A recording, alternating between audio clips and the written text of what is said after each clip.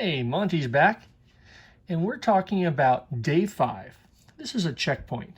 Think of this as like the Friday quiz, where you can have the opportunity to demonstrate that you can use circumference, arc length, radians to degrees, and area of a circle. Now, here's a special video tutorial for page 7 and 8 in case you struggled with any of them or you want to check your work.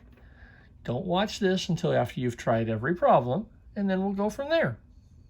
All right, here we go.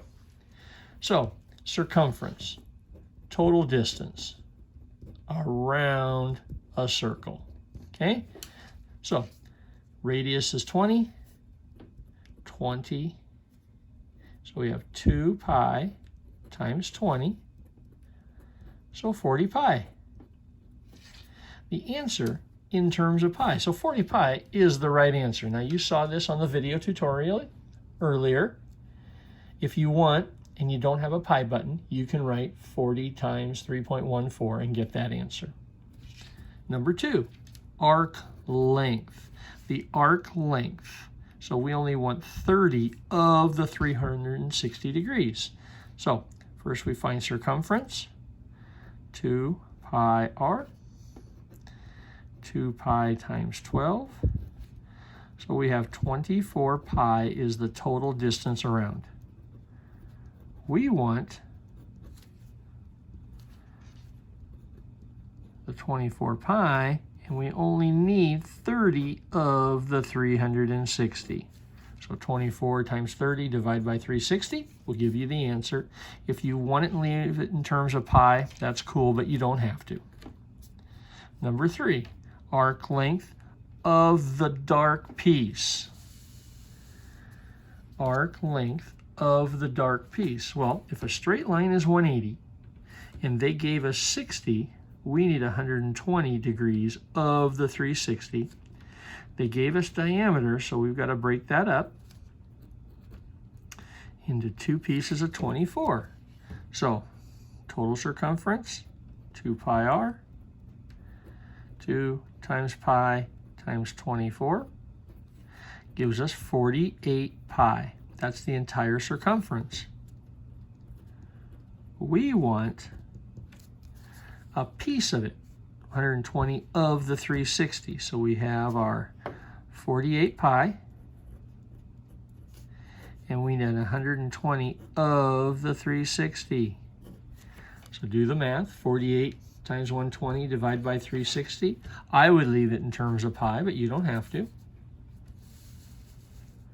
Number 4, we're on page 7, day 5. Checkpoint, arc length. Remember vertical angles? Okay, these two intersect, those angles are equal. That means all the radii are 12, and this 30 is this 30. So we only want 30 of the 360. So the circumference of this circle is 2 pi r. 2 pi times 12 gives us 24 pi. We want 24 pi times 30 of the 360. We want a percent of the total. Do the math. 24 times 30 divided by 360. Then conversion. This is real world math. We're constantly having to convert from inches to feet, from yards to feet, meters to yards, so on and so forth. Well, we studied that in a circle, we grew up with 0 degrees to 180 degrees, but our calculator thinks of it as 0 radians to pi radians. So in order to get rid of degrees, we have to divide it out. So we're going to multiply by pi radians and divide out the degrees. Degrees divided by degrees goes away, leaving us with radians. 80 pi radians over 180. Now that's a right answer, but let's take some time to simplify. All right, multiples of 10, leaving us with 8 pi over 18, simplify. Okay, several ways to simplify. In this one, you could cut it in half to get your final answer.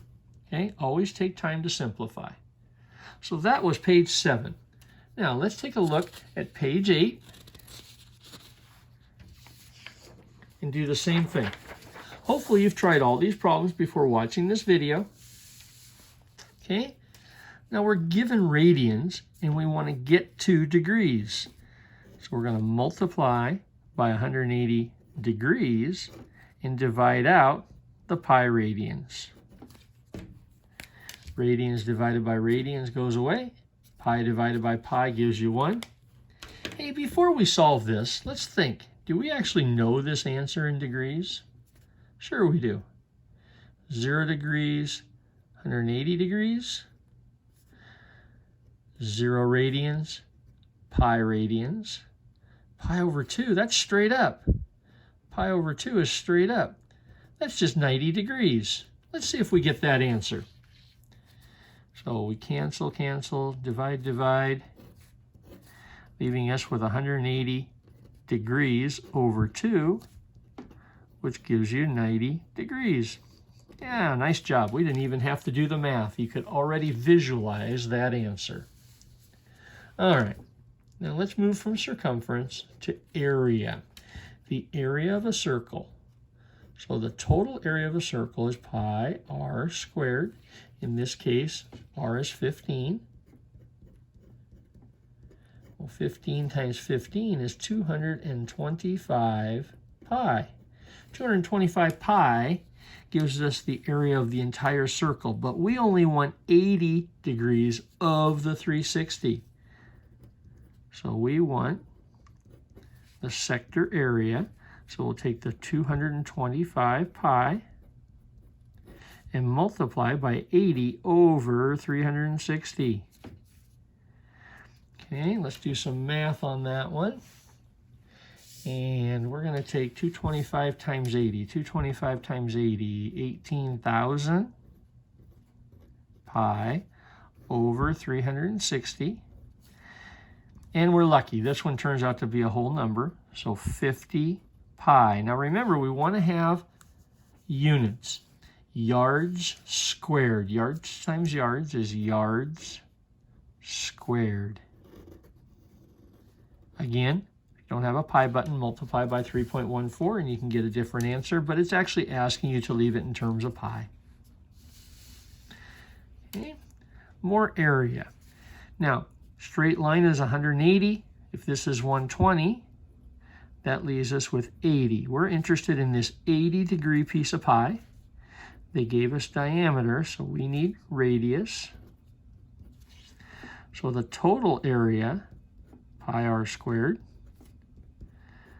pi 11 squared, gives us 121 pi. We're only interested in 80 degrees of the whole, so 121 pi times 80 of the 360. Again, you can do the math. 121 times 80 divided by 360 and get something in terms of pi. And then the last one. The last one, they wanted everything but the 90 degrees. So if we have 360, we don't want the 90. Get 270 degrees. That's what we're interested in. Can you picture that? 1, 2, 3, 4. 3/4 of the whole. So the total area is pi r squared. In this case, pi 4 times 4, which gives us 16 pi feet squared for the entire pi. But we only want 270 of the total. So we'll take our 16 pi and multiply by 270 degrees of the 360 degrees. And we just talked about that. 90, 90, 90.